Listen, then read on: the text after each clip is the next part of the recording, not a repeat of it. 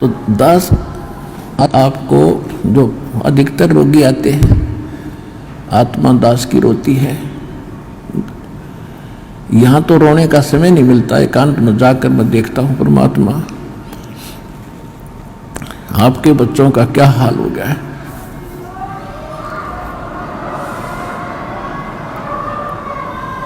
एक एक टूक को तरस रहे हैं, एक एक रोटी के लिए सारा दिन भटकते फिरते, और ऊपर से एक कहर अलग से टूटे हैं इनके ऊपर। किसी को संतान नहीं, वो उसी दुख में सड़ रहा है, जल रहा है। किसी का कैंसर है, किसी को और दोष है, और एक पल का इनको पता नहीं कब क्या हो जाएगा। तो इस कारण से परमात्मा से अर्जी लगाता है दास कि दाता हम तो इसे निकम्मे हैं, और आपको ही मालूम हम कितने कैसे अच्छे होते तो चले जाते। अभी से अच्छे भी आप बनाओगे, दृढ़ता भी आप ही लाओगे, तभी हम आगे बढ़ पाएंगे। फिर भी इतनी उसके बाद भी कोई मर्यादा ठीक नहीं रखता है और अपनी मनमानी करता है, फिर हमारी अर्ज भी फेल और भगवान भी मदद आपकी नहीं करेगी। तो सबसे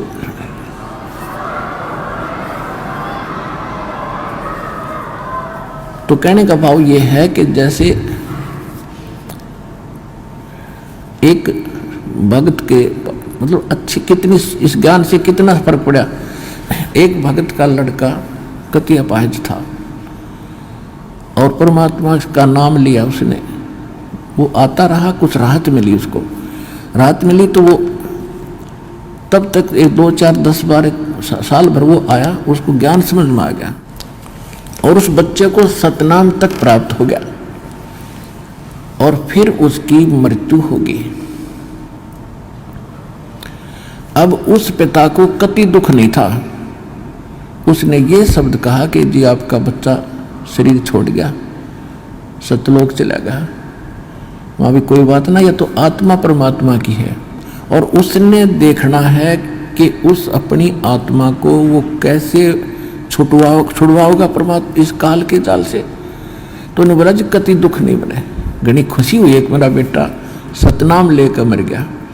और आप तो कहते हो कि प्रथम नाम से मनुष्य जीवन मिलेगा, और उसके तब भक्ति का बीज दृढ़ हो गया। तो देखो कितना हल्का हो गया। पहले वो कहर हो रहा था वो बच्चा, उसके लिए एक ज्ञान से हल्कापन, और फिर समाधान हो गया। और वो ये गारंटीड बात है, 10 महीने में यही सतलोक आश्रम में दिखा दूंगा उस बालक को, दूर नहीं जाएगा। तो हमारा यहाँ जो मूल सौदा है, जो मूल हम सौदा करते हैं, वो तो इस आत्मा का कल्याण का है, और बाकी जो आपको सुख देंगे हम यहाँ परमात्मा देगा। दास तो देखो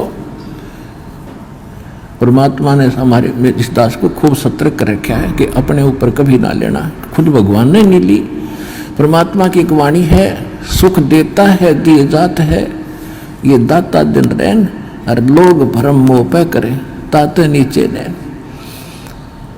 देने वाला परमात्मा कबीर जी है, और दास को केवल एक बीच में आपका मीडिया बनाए बैठा है। और आपको आप कहते हैं गुरु रामपाल ने ये सुख कर दिया, तो उसमें दास के नैन नीचे हो जाते हैं। परमात्मा कहते हैं कि देने वाला दे रहा है और लोग भरम मुझ पे कर रहे हैं ताते नीचे नैन। कहने का भाव ये है, देखो करेगा तो इस दास के माध्यम से। इस दास को ये समझ लो एक सिरिंज है इंजेक्शन लाने वाली, और यह ओके सिरिंज है, बढ़िया नीडल है, इसमें दवाई है भगवान, और लगेगी रामपाल के आशीर्वाद के माध्यम से यह दवाई भगवान वाली जाएगी ऐसे।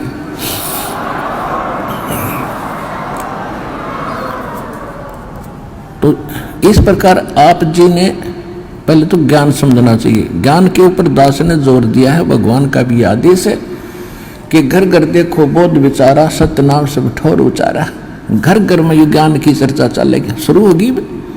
जिस घर में आप जाओगे जाते भगवान के अतिरिक्त कोई चर्चा नहीं सारे दिन, ना तो इनमें कोई ताश बत खेला करता, कोई इधर उधर के गप्पे मारा करता, फलाने ने ऐसे कर दिया, धकड़े ने ऐसे कर दिया, ये गप्पे मारा करते घर बैठ के। आज हमें फर्स्ट टाइम है कोई, या तो सुबह का नित्यनेम, दोपहर की रामायणी, शाम की आरती, बीच में मंत्र, हमें इतना बड़ा सिलेबस दे दिया, हमने बकवाद करने का समय को नहीं।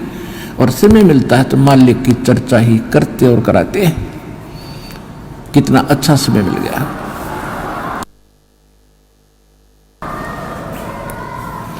तो कहने का भाव ये है कि पहले इस ज्ञान को समझो और ज्ञान समझ के फिर भक्ति शुरू करो।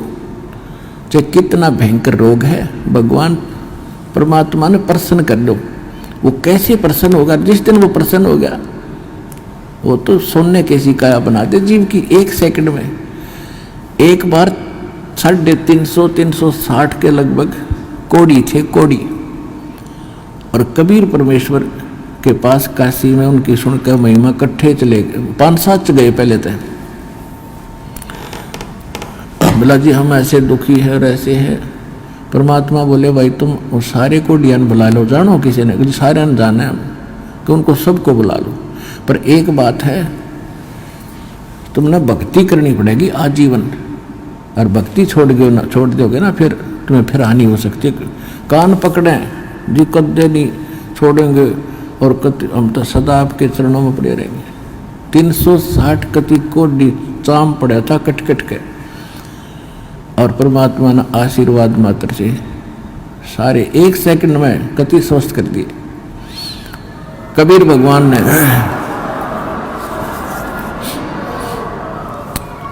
अब वो हो गए स्वस्थ कति।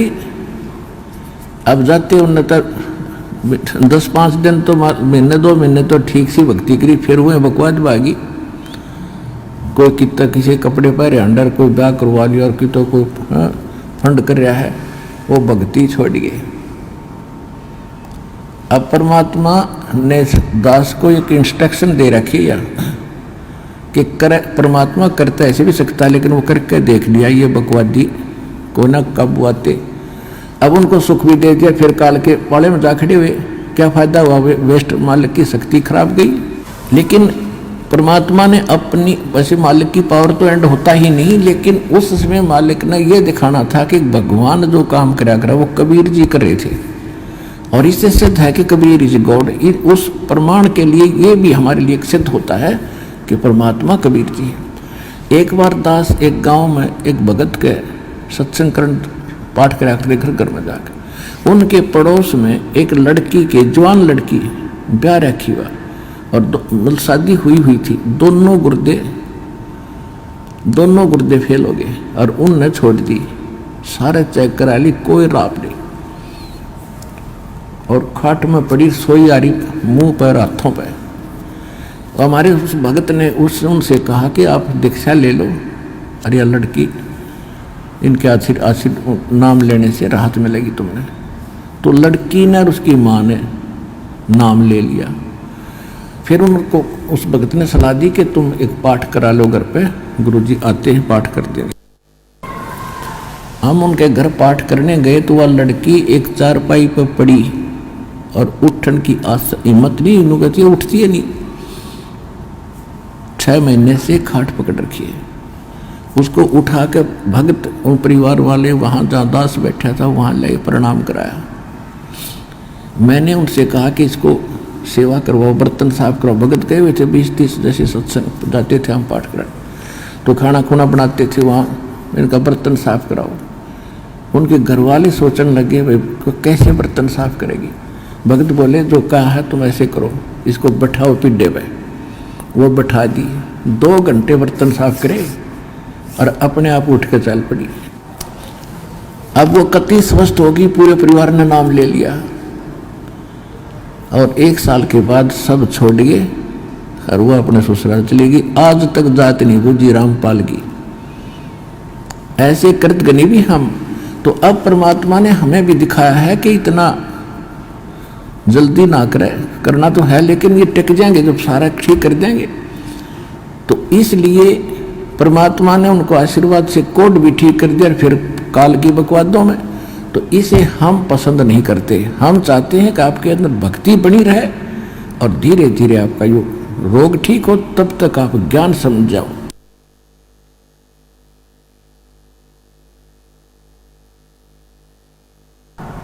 और जिसके मन में दोष है वो चला जाएगा, फिर कितने पृथ्वी ठिकाना नहीं, वापस में फिर भटक कर फिर आखिर में यही आना पड़ेगा। एक अभी कल ही मिल रहा था, एक बहन आ रही थी, उसको और उसका पति भी मिला। भक्तों ने बताया कि ऐसे ऐसे ये बहन आई थी 3 महीने पहले और इसको बहुत समझाया, नाम ले ले, इसका पति ने नाम ले लिया, इसने ना लिया।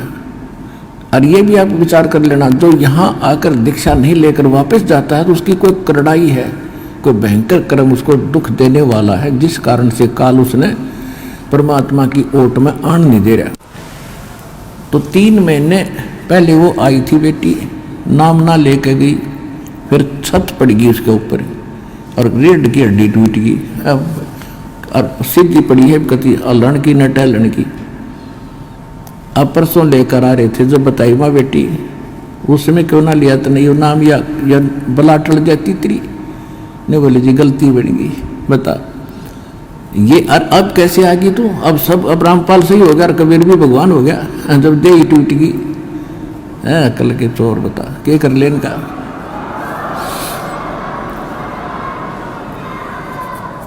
दुख में सुमरण सब करे, सुख में करे ना कोई, जय सुख में सुमरण करे तो दुख काहे को होवे। संत शरण में आने से आई टले बला, जय मस्तक में सूली हो वो कट्टे में टल जा। इस समर्थ परमात्मा की शरण में आने से यदि मौत भी हो यानी सूली टूटना हो तो कट्टा लगकर ही बच जाता है। अब जो प्रसंग चल रहा है पुण्यात्माओं के दास, जैसे यहाँ सुनता है कई भक्त आते हैं, ये ऐसे तो घने मिलते समय ने बोला जी कति घना ठीक हो गया, थोड़ी सी कसर रह रही है। मैं कहा यह कसर तो रखनी है सारे, मगर यह ना रही ना तो फिर भाग जाओगे वो काल के उसमें पाले में खड़े हो जाओगे जा करके।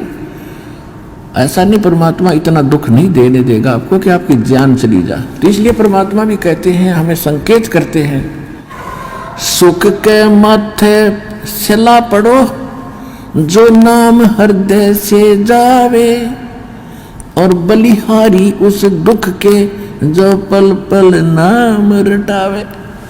परमात्मा हमें संकेत करते हैं कि हे भगवान, ऐसा सुख ना देना जिससे आपकी भूल पड़ जावे, और इतना दुख दिए रखना दाता तेरी याद बनी रहे।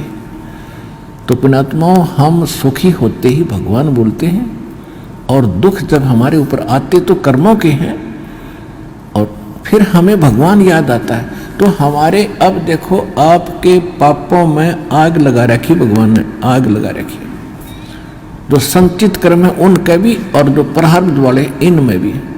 जब कर्म जले हैं, जब भी घास जलता है तब भी धुआं धावा आग उग थोड़ी बहुत दिखे जानो दुख दे रही है, लेकिन कति रोग कटन लाग रहा है आपका तो थोड़ा बहुत कष्ट भी हो उसने सहन कर लेना। अब जैसे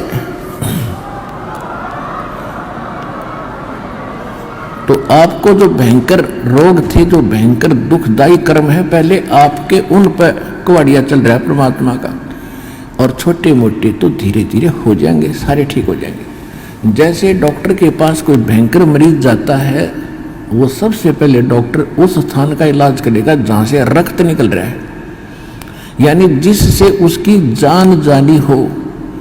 एक्सीडेंट हो गया, हड्डी टूट गई और कहीं रक्त स्राव हो रहा है, तो सबसे पहले डॉक्टर ये देखेगा कि इसका इस स्थान पर ऑपरेशन करें जिससे इसका खून रक्त बंद हो। और वो रो रहा है, डॉक्टर साहब टांग में दर्द घना है, हाय मर गया, तो डॉक्टर उसने ना देखता कि उसने तो चिल्ला लड़ते थोड़ी देरी तो फिर कर दूंगा ठीक, पहले ये रोग काटना ये करना जरूरी है जिससे इसकी मौत ना हो जाए। तो परमात्मा आप ताई हो एक दुख न ठीक कराने खातिर, और परमात्मा आपके वो पहले ठीक करेगा जिससे आपकी मृत्यु, जैसे आपकी मृत्यु निकट आएगी, समय आपका रहा नहीं, एक्सटेंड आपकी है नहीं आगे आयु, तो सबसे पहले उस कर्म को बढ़ाएगा आपको जिससे आपकी एक्सटेंशन हो। उसके बाद फिर सुख तक दे जाएगा जब तक आप रहोगे शरण में। तो इसलिए आप विश्वास के साथ इस मार्ग पर लगे रहो, और जैसे दास कहे वैसे चलो, किसी की और बातों में आके भगवान से दूर ना होना। आप सदा सुखी हो जाओगे, आपको सर्व सुख मिलेगा और मोक्ष मिलेगा। ये सुख तो रुंगे में मिलेंगे, फ्री ऑफ कॉस्ट मिलेंगे, और मूल सौदा आपका मोक्ष होगा, वो गारंटीड होगा।